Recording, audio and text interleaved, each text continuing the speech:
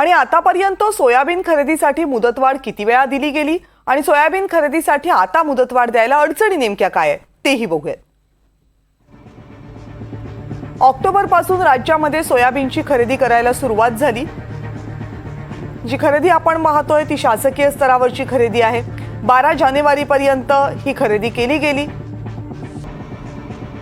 सुरुवातीला बारदाना नव्हता, त्यामुळे सोयाबीनची खरेदी रखडली। म्हणजे ज्यामध्ये सोयाबीन पॅक केलं जातं तो बारदाना उपलब्ध नव्हता, त्यामुळे खरेदी रखडली होती।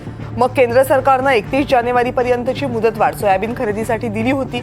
मग तिसऱ्यांदा ही मुदतवाढ देण्यात आली, जी होती 6 फेब्रुवारी पर्यंत। मात्र तरीही अनेक शेतकऱ्यांचा सोयाबीन अजूनही खरेदी झालेला नाहीये, त्यामुळे ही मुदतवाढ दिली जावी, आणखी मुदतवाढ दिली जावी अशी शेतकऱ्यांची मागणी होती।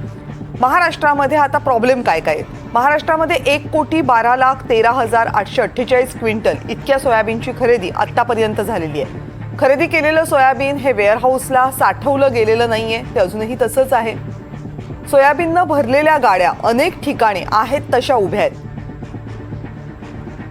शेतकऱ्यांचं सोयाबीन गोदामामध्ये डिपॉझिट झालं की मगच त्यांचे पैसे मिळणार आहेत, त्यामुळे शेतकऱ्यांचं सोयाबीन खरेदी तर झालेलं आहे, पण पैसे शेतकऱ्यांच्या खात्यामध्ये अजून आलेले नाहीये।